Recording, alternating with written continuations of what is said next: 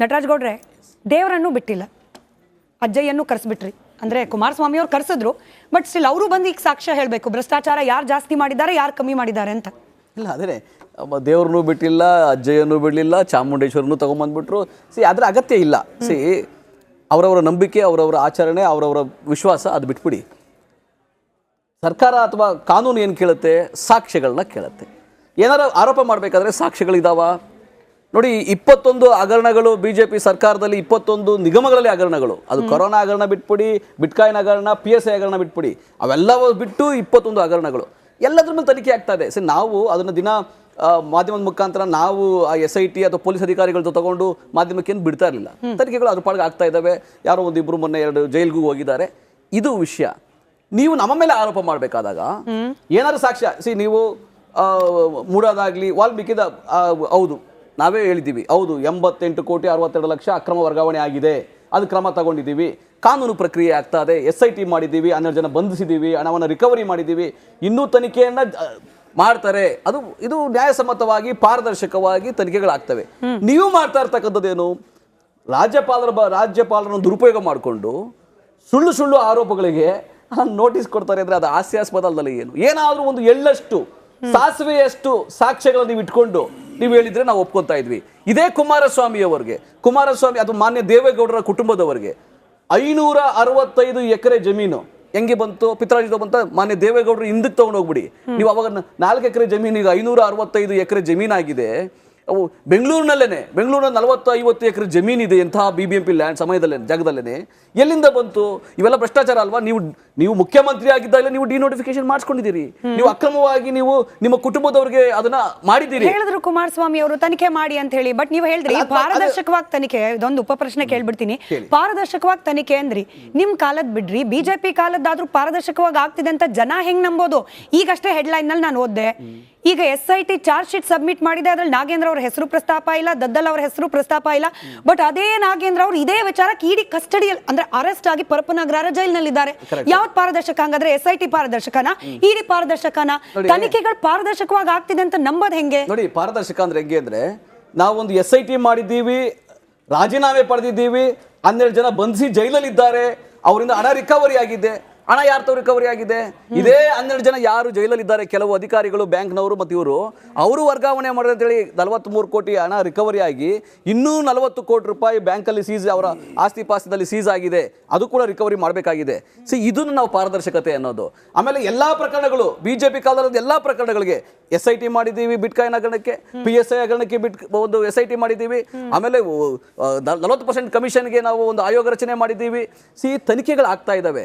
ಕೆಲವು ಪ್ರಕರಣಗಳಲ್ಲಿ ಈಗ ಮೊನ್ನೆ ತಾನೇ ಕೇವಲ ರಾಜಕೀಯ ಅಸ್ತ್ರಕ್ಕೋಸ್ಕರ ತನಿಖೆ ಅನ್ನೋ ಹೆಸರನ್ನು ಬಳಕೆ ಮಾಡ್ಕೊತಿದ್ರ. ಅದಕ್ಕೆ ಉತ್ತರ ಬೇಕು. ಯಾಕೆ ಈ ಪ್ರಶ್ನೆ ಕೇಳಿದೆ ಅನ್ನೋದಕ್ಕೂ, ನಟರಾಜ್ ಗೌಡ್ರೆ ಯಾಕೆ ಈ ಪ್ರಶ್ನೆ ಕೇಳಿದೆ ಅನ್ನೋದಕ್ಕೂ ಒಂದಷ್ಟು ನಮ್ಮ ಹತ್ರ ಬ್ರೇಕಿಂಗ್ ಅಪ್ಡೇಟ್ಸ್ ಇದೆ. ಅದಕ್ಕೆ ಅಲ್ಲಿಗೆ ಹೋಗೋಣ. ಅದಕ್ಕೆ ಮುಂಚೆ ನಾನು JDS ವಕ್ತಾರರನ್ನು ಕೇಳ್ತೀನಿ. ನಾಗೇಂದ್ರ ಪ್ರಸಾದ್ ಸರ್, ಕುಮಾರಸ್ವಾಮಿ ಅವರು ಹೇಳ್ತಿದ್ರು ಏನೋ ಸುನಾಮಿ, ಪಾದಯಾತ್ರೆ ಸುನಾಮಿ ಆಗಿ ತಲುಪುತ್ತೆ ಅಂತ.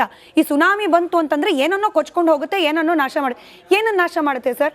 ಸರ್ವಾನುಮತದಿಂದ ಅಂದ್ರೆ ಜನರ ಅಭಿಪ್ರಾಯದಿಂದ ಪೂರ್ಣ ಬಹುಮತವನ್ನ ಪಡೆದು ರಚನೆ ಆಗಿರುವ ಸರ್ಕಾರ ಕೊಚ್ಚ ಹೋಗುತ್ತೆ ಅಂತಲ್ಲ. ಅಂದ್ರೆ ಜನಾಭಿಪ್ರಾಯದ ವಿರುದ್ಧವಾಗಿ ನಡೀತಾ ಇದೆಯಾ ಪಾದಯಾತ್ರೆ? ಹಾಗಾದ್ರೆ ಏನಂತ ಅರ್ಥ ಮಾಡ್ಕೊಳ್ಬೇಕು? ಸುನಾಮಿ ಏನ್ ಮಾಡುತ್ತೆ ಅಂತ? ಇವತ್ತು ತಾವು ಒಳ್ಳೆ ಪ್ರಶ್ನೆ ಕೇಳಿದ್ದೀರಾ. ಪ್ರಿಂಟ್ ಮೀಡಿಯಾದಲ್ಲಿ ಇವತ್ತು ಎಲ್ಲಾ ಪತ್ರಿಕೆಗಳಲ್ಲೂ ಕೂಡ ಹೆಡ್ಲೈನ್ಸ್ ಇದೆ. ಕಾಂಗ್ರೆಸ್ನ ವರಿಷ್ಠ ಹೇಳಿದ್ದಾರೆ, ರಾಜ್ಯ ಸರ್ಕಾರದ ಮಂತ್ರಿಗಳಿಗೆ ತಿದ್ದುಕೊಳ್ಳದಿದ್ದರೆ ಸಚಿವರು ಒಂದು ನಿಮಿಷ, ನಾನು ಹೇಳ್ತಾ ಇಲ್ಲ ಇದನ್ನ, ಅವರು ವರಿಷ್ಠಗಳು ಹೇಳ್ತಾ ಇರ್ತಕ್ಕಂಥದ್ದು. ಯಾವ ಒಂದು 21 ಹಗರಣಗಳ ಬಗ್ಗೆ ಯಾವ ಒಂದು ಕಾಂಗ್ರೆಸ್ ವಕ್ತಾರ ಹೇಳಿದ್ರು, 21 ಹಗರಣಗಳು ಯಾವತ್ತು ಬಂದಿದ್ದು, ಇವರು ಮೂಢ ವಿಚಾರ ತೆಗೆದ ಅಂತಂದ್ರೆ ನಿಮ್ಮನ್ನೆಲ್ಲ ಆಗಿದ್ದೀವಿ ಅಂತಕ್ಕಂಥದ್ದು ಅಲ್ಲಿ ತನಕ ಅವ್ರಿಗೆ ಗೊತ್ತಿರ್ಲಿಲ್ವಾ? ಆಡಳಿತ ಪಕ್ಷದಲ್ಲಿ ಇರಲಿಲ್ವ ಅವರು, ವಿರೋಧ ಪಕ್ಷದಲ್ಲಿ ಇರಲಿಲ್ವ ಅವರು?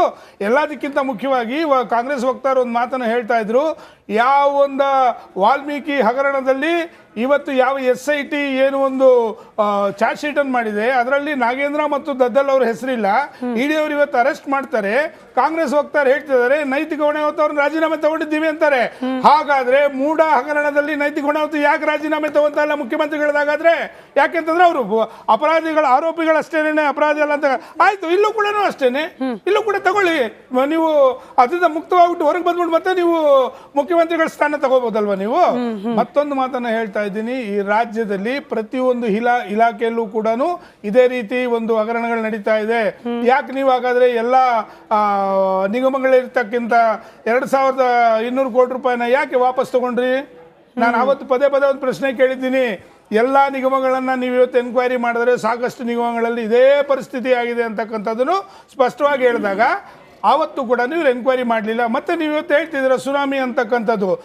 ಕುಮಾರಸ್ವಾಮಿ ಅವರು ಹೇಳಿದ್ರು ಖಂಡಿತ ತಾವು ಕೇಳಿರ್ತಕ್ಕಂಥ ಪ್ರಶ್ನೆ ಸುನಾಮಿ ಅಂತಕ್ಕಂಥದ್ದು ಯಾಕೆ ಅಂತಂದ್ರೆ ಜನ ಒಂದು ಕಡೆಯಿಂದ ದಂಗೆ ಹೇಳ್ತಾ ಇದ್ದಾರೆ. ರಾಜ್ಯದಲ್ಲಿ ಯಾವ ಒಂದು ಇಲಾಖೆಗೆ ಹೋದ್ರು ಭ್ರಷ್ಟಾಚಾರ ಯಾವ ಮಟ್ಟಕ್ಕೆ ಆಗ್ತಾ ಇದೆ ಅಂತಂದ್ರೆ ಇವತ್ತು ಹೆಚ್ಚು ಕಮ್ಮಿ ಎಲ್ಲರೂ ಕೂಡ ಕೈಲಿ ಏನು ಮಾಡಕ್ಕಾಗ್ದೇನೆ ಆತ್ಮಹತ್ಯೆಗಳು ಮಾಡ್ಕೊಳ್ತಕ್ಕಂಥ ಇತಿಹಾಸ ಯಾವ್ದಾದ್ರು ಇದ್ರೆ ಈ ಒಂದು ಸರ್ಕಾರದಲ್ಲಿ. ಮತ್ತೆ ತಾವು ರೈತರ ಬಗ್ಗೆ ಹೆಚ್ಚು ಕಮ್ಮಿ ಒಂದು 140 ಜನ 150 ಜನ ರೈತರುಗಳು ಆತ್ಮಹತ್ಯೆ ಮಾಡ್ಕೊಂಡು ಯಾರು ಮಾತಾಡ್ಲಿಲ್ಲ ಅವತ್ತು. ಅಲ್ಲ ನಿಮ್ ಪಕ್ಷದವರು ಬಿಜೆಪಿ ಯಾವುದೇ ಕಾರಣಕ್ಕೂ ನಾವು ಮಾತಾಡಿದ್ದೀವಿ.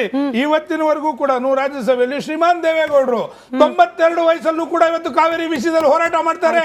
ಎಲ್ಲೋಯ್ತು ನನ್ನ ಪ್ರಶ್ನೆನ ಮತ್ತೆ ನೆನ್ಪು ಮಾಡ್ತೀನಿ. ಪಾದಯಾತ್ರೆ ಮಾಡ್ತಿದ್ದೀರಿ, ರಿಸಲ್ಟ್ ಏನ್ ಬರಬೇಕು ಅಂತ ನಿರೀಕ್ಷೆ? ಈ ರಾಜ್ಯದ ಜನತೆಗೆ ಈ ರಾಜ್ಯ ಸರ್ಕಾರದಲ್ಲಿ ನಡೀತಾ ಇರ್ತಕ್ಕಂಥ ಅಕ್ರಮಗಳ ಬಗ್ಗೆ ಜನಗಳಿಗೆ ಬಿಡಿಸಿ ಹೇಳ್ತಾ ಇದ್ದೀವಿ. ಪ್ರತಿಯೊಂದು ಇಲಾಖೆಯಲ್ಲಿ ಈ ರೀತಿ ನಡೀತಾ ಇರ್ತಕ್ಕಂಥ ಭ್ರಷ್ಟಾಚಾರ ನೀವು ಸರ್ಕಾರ ನಡೆಸೋದಿಕ್ ಬಂದಿದ್ದೀರೋ ಅಥವಾ ಜನಗಳ ಆಸ್ತಿಗಳನ್ನ ಲೂಟಿ ಮಾಡಕ್ ಬಂದಿದ್ದೀರಾ ಅಂತಕ್ಕಂಥದನ್ನ ಜನಗಳಿಗೆ ಮನವರಿಕೆ ಮಾಡ್ತಾ ಇದ್ದೀವಿ. ಜನಗಳು ಯಾವಾಗ ಜಾಗೃತಿ ಆಗ್ತಾರೆ ಆವತ್ತು ಸುನಾಮಿಗಳ ತರ ಎದ್ದೇಳ್ತಾರೆ ಅಂತಕ್ಕಂಥ ಸ್ಪಷ್ಟ. ಅಲ್ಲಿಗೆ ನೀವು ಕಾಂಗ್ರೆಸ್ ಸರ್ಕಾರದ ಅವಧಿಯಲ್ಲಿ ಆಗ್ತಾ ಇರುವ ಹಗರಣಗಳ ಬಗ್ಗೆ ಮಾತಾಡ್ತಿದ್ದೀರಿ. ಆ ಎರಡನೇ ಬ್ರೇಕಿಂಗ್ ಪ್ಲೇ ಮಾಡಿ ಕೇವಲ ಹಗರಣ ಅಲ್ಲಿ ಮಾತ್ರ ಅಲ್ವಂತೆ, ಚಾರ್ಜ್ ಶೀಟ್ ಬಿಡುಗಡೆಗೆ ಸಿದ್ಧವಾಗ್ತಾ ಇದೆ ಕಾಂಗ್ರೆಸ್ ಪಾಳೆಯ. ಈಗ ಜಿಲ್ಲಾವಾರು ನಡೆಸ್ತಿರುವ ಸಮಾವೇಶ ಮಾತ್ರ ಅಲ್ಲ, ಬೃಹತ್ ಸ್ವರೂಪದಲ್ಲಿ ಆಗಸ್ಟ್ 9ನೇ ತಾರೀಕು ಮೈಸೂರಿನಲ್ಲಿ ಒಂದು ಸಮಾವೇಶ. ರಾಹುಲ್ ಗಾಂಧಿ, ಪ್ರಿಯಾಂಕಾ ಗಾಂಧಿ ಎಲ್ಲರನ್ನೂ ಕರೆಸ್ತಾರಂತೆ, ಮಲ್ಲಿಕಾರ್ಜುನ್ ಖರ್ಗೆ ಅವರು ಬರ್ತಾರಂತೆ. ಏನ್ ಮಾಡ್ತಾರೆ ಸಮಾವೇಶ ಮಾಡಿ? ಚಾರ್ಜ್ ಶೀಟ್ ಬಿಡುಗಡೆ. ಬಿಜೆಪಿ ಅವಧಿಯಲ್ಲಿ ಬ್ರಹ್ಮಾಂಡ ಭ್ರಷ್ಟಾಚಾರವನ್ನ ಎಸಗಿದಂತಹ 9 ಮಂದಿ ಬಿಜೆಪಿ ನಾಯಕರ ಹಗರಣಗಳ ಪಟ್ಟಿಯನ್ನ ಅದೇ ಜನರ ಮುಂದೆ, ಈಗ ಯಾವ ಜನರ ಮುಂದೆ ಬಿಜೆಪಿ ಹಾಗೆ ಜೆಡಿಎಸ್ನವರು ಕಾಂಗ್ರೆಸ್ನ ಹಗರಣಗಳನ್ನ ಮುಂದಿಡ್ತಿದ್ದಾರೆ, ಅದೇ ಜನರ ಮುಂದೆ ಕಾಂಗ್ರೆಸ್ನವರು ಕೂಡ ಹಗರಣ.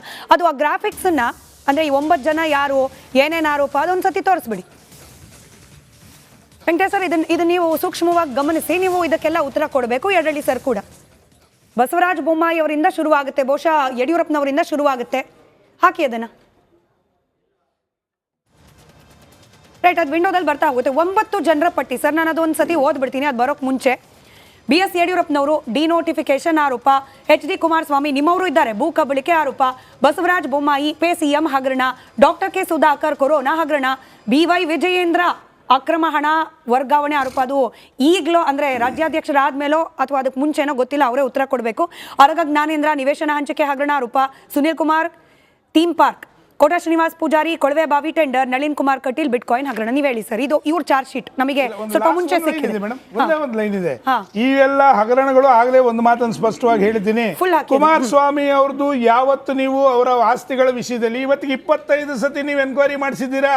ಇವತ್ತಿನವರೆಗೂ ಯಾವ್ದಾದ್ರೆ ತಗೊಳ್ಳಿ, ಅದಕ್ಕೆ ಶಿಕ್ಷೆ ಕೊಡಿ, ಪ್ರಶ್ನೆನೇ ಇಲ್ಲ. ಇಲ್ಲಿ ಜನಗಳ ಮನಸ್ಸುಗಳನ್ನ ಡೈವರ್ಟ್ ಮಾಡ್ತಕ್ಕಂಥ. ಯಾಕೆ ಅಂತಂದ್ರೆ ನಾನು ಕಳ್ಳ, ನಾನು ಸಿಗೋಕೊಂಡಾಗ ಇನ್ನೊಬ್ರು ಕಡೆ ಬೆರಳು ತೋರಿಸ್ತಕ್ಕಂಥದ್ದು ಬಿಟ್ರೆ ಇದೆಲ್ಲ ಹಾಗೆ ಇರ್ಲಿಲ್ವಾ ಹಂಗಾರೆ ವೆಂಕಟೇಶ್ ಸರ್? ಇದೆಲ್ಲ ಹಾಗೆ ಮಾಡ್ಬೇಕಿತ್ತಲ್ಲ. ವೆಂಕಟೇಶ್ ಅವರು ನೋಡಿ,